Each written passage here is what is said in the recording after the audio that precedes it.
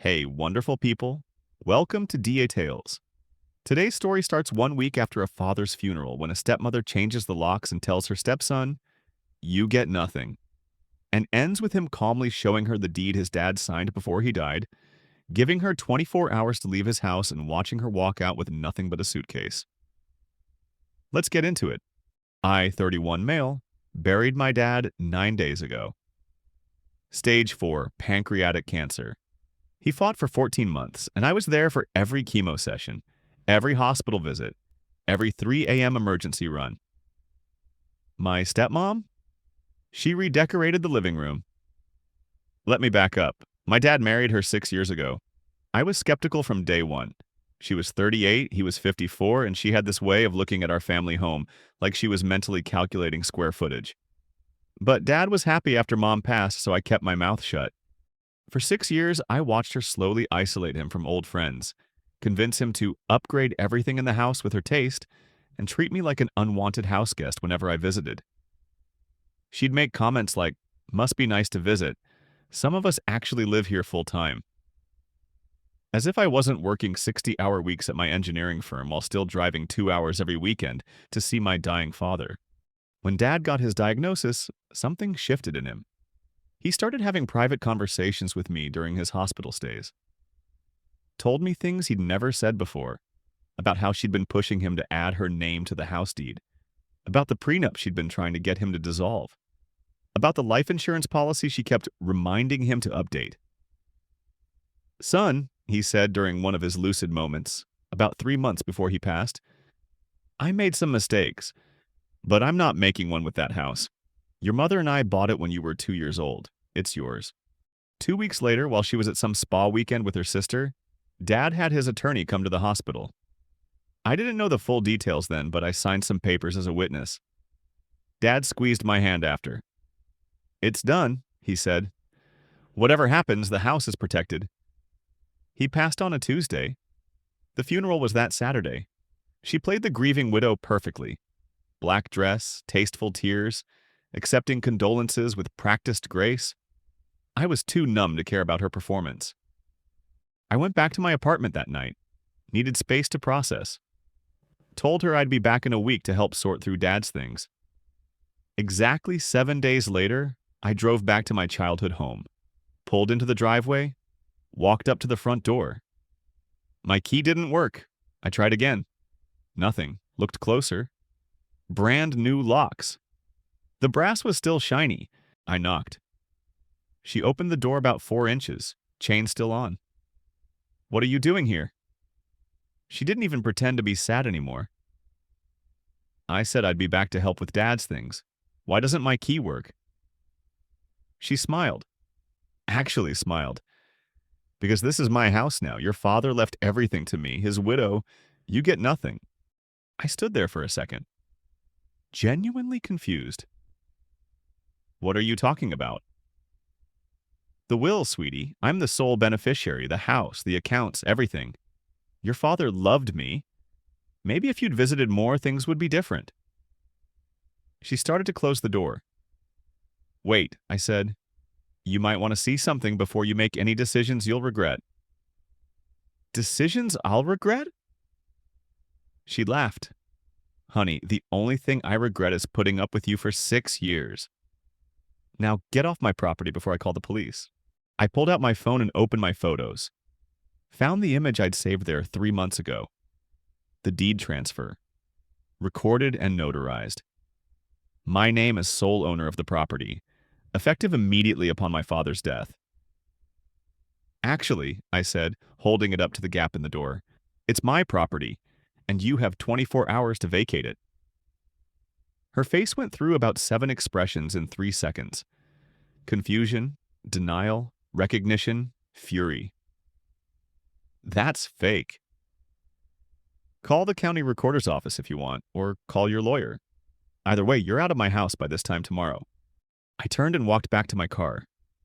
Behind me, I heard her screaming something about lawyers and fraud and how I'd regret this. 24 hours, clock's ticking.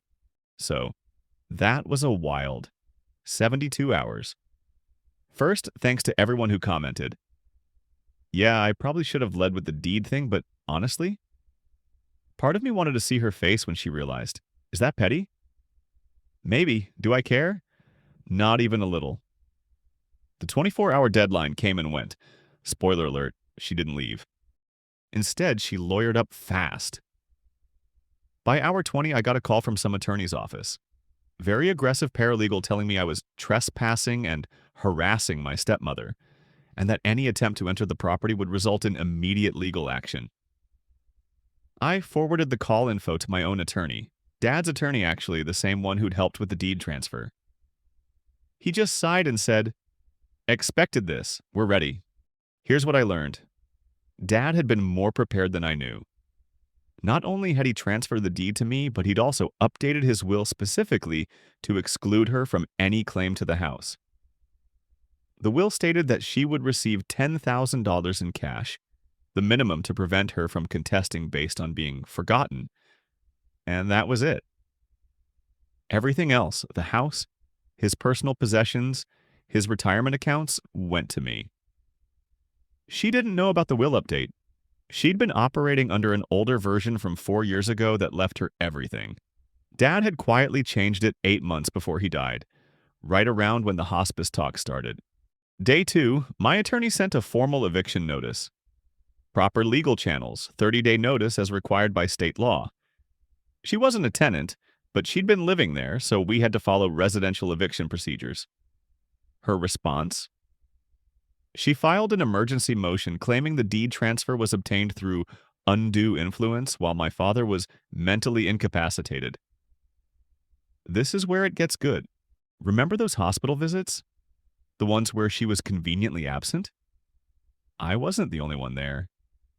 Dad's oncologist, 2 nurses, his primary care physician, and the hospital social worker all documented that my father was alert and oriented during his legal meetings.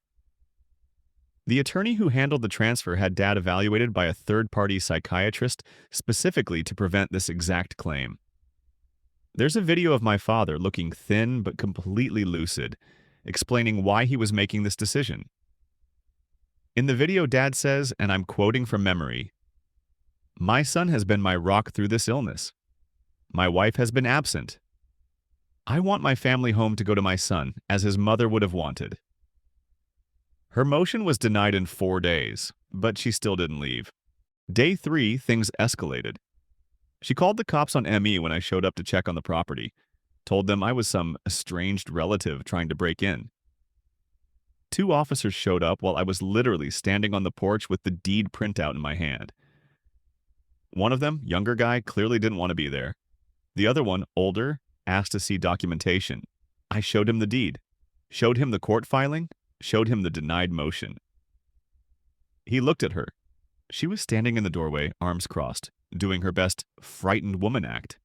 "Ma'am," he said, "this man appears to be the legal property owner." "He's lying! That's a forged document." "Ma'am, he has court records. The courts are wrong." The younger cop's eyebrows shot up. The older one just sighed. "Sir," he said to me, "we can't force her out today without a sheriff's eviction order, but you can proceed through civil court." "Already in process," I said. He nodded, then turned to her. "Ma'am, I'd suggest you consult with your attorney about the legal situation here. Making false reports to police is a criminal offense." She slammed the door. The older cop shook his head slightly, handed me a case number for the incident report, and they left. That night, I got 17 texts from her. I didn't respond to any of them, just screenshot everything and sent it to my attorney. A few highlights. "Your father would be ashamed of you." "I gave him the best years of my life." "You're a monster. This is elder abuse." "I'll make sure everyone knows what kind of person you really are." Elder abuse. She's accusing me of elder abuse. The woman who went to a spa while her husband was in hospice. The woman who redecorated his bedroom while he was too weak to protest. The woman who told him she couldn't handle visiting the hospital because it was too depressing for her. My attorney says the eviction hearing is scheduled for next week.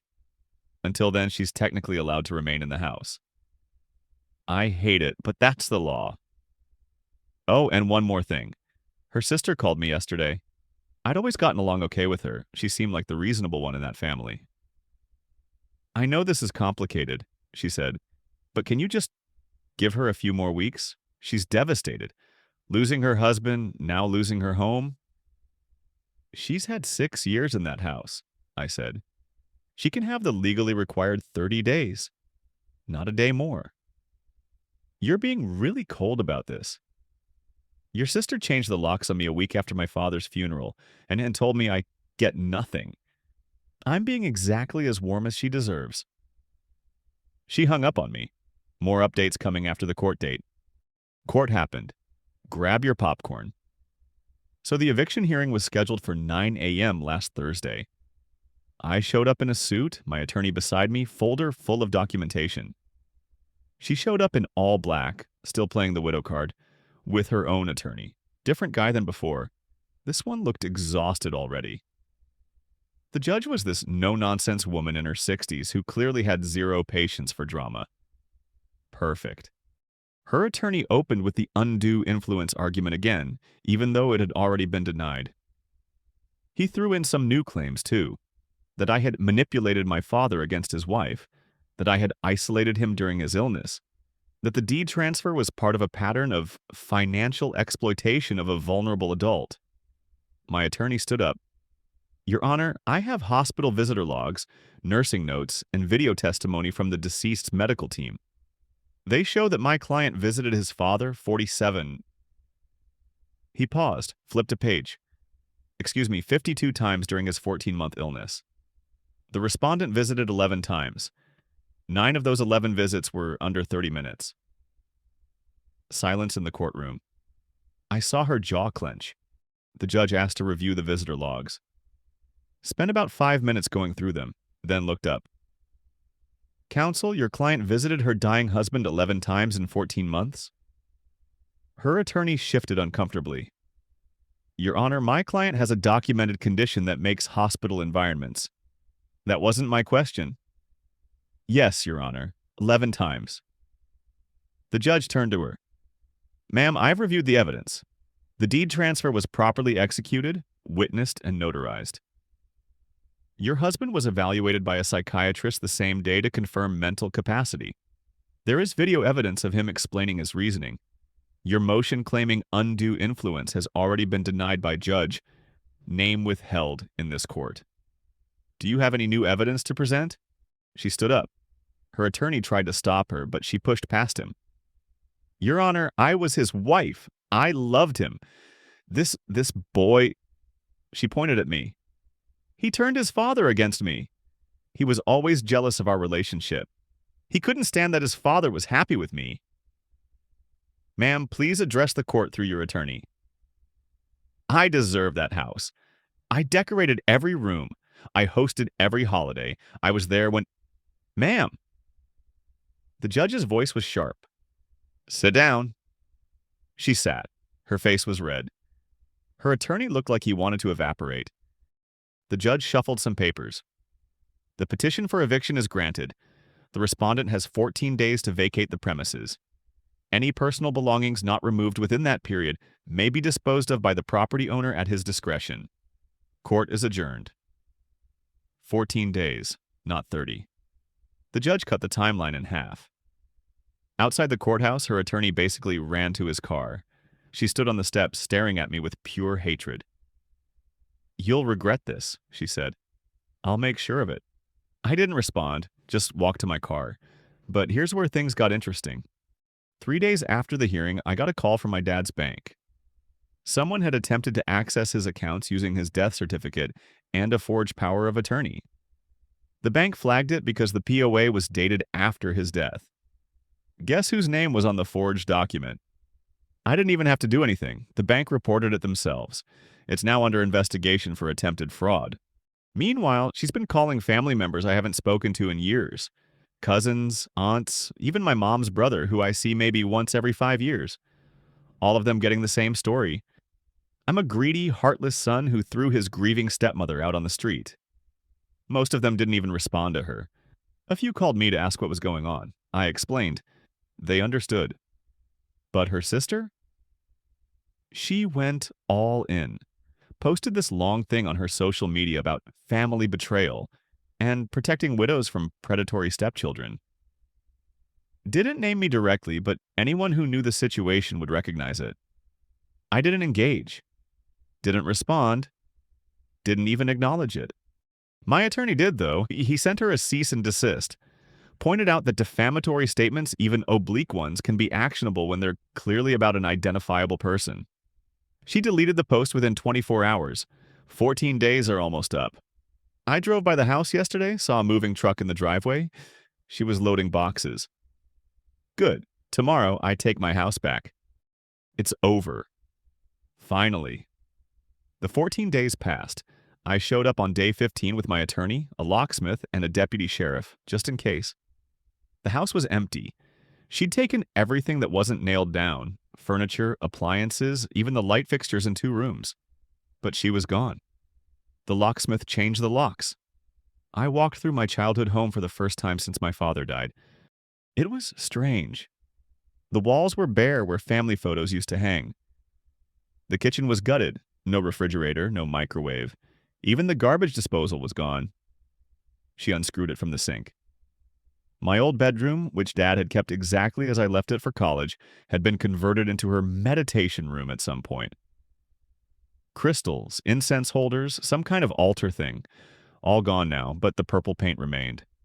I stood in my parents' bedroom for a long time. Dad's side of the closet was completely empty.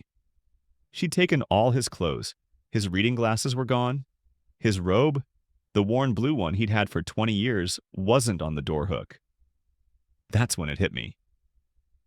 I sat on the floor and cried for about an hour. Not for the house, not for the stuff. For my dad.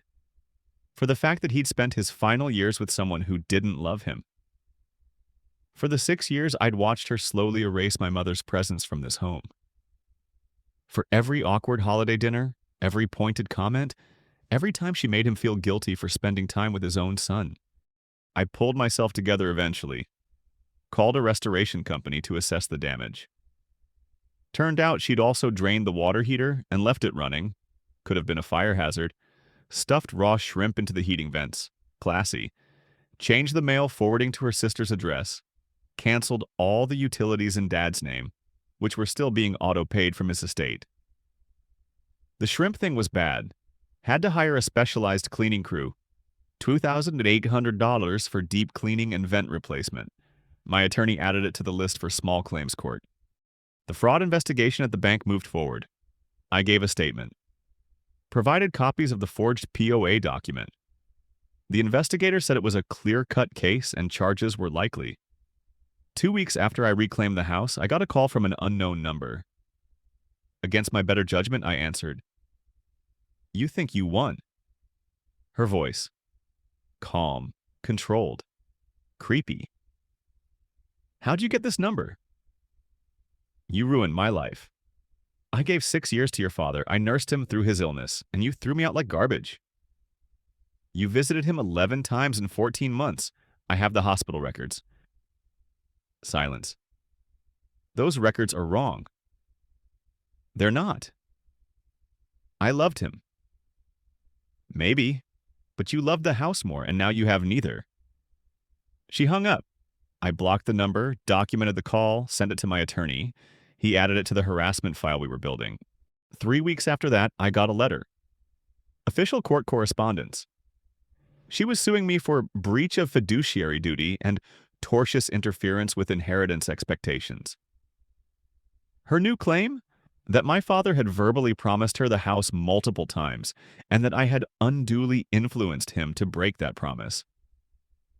The lawsuit asked for the value of the house plus emotional damages.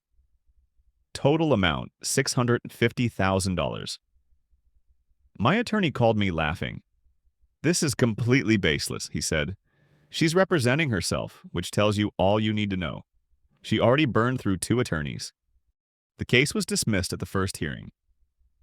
The judge noted that verbal promises don't override recorded deeds and that inheritance expectations aren't a recognized cause of action in our state. She showed up to that hearing looking rough, hair unbrushed, clothes wrinkled. Her sister wasn't with her. Her attorney wasn't with her because she didn't have one anymore. After the judge dismissed the case, she tried to approach me in the hallway. The deputy stepped between us. "You did this to me," she said, her voice cracking.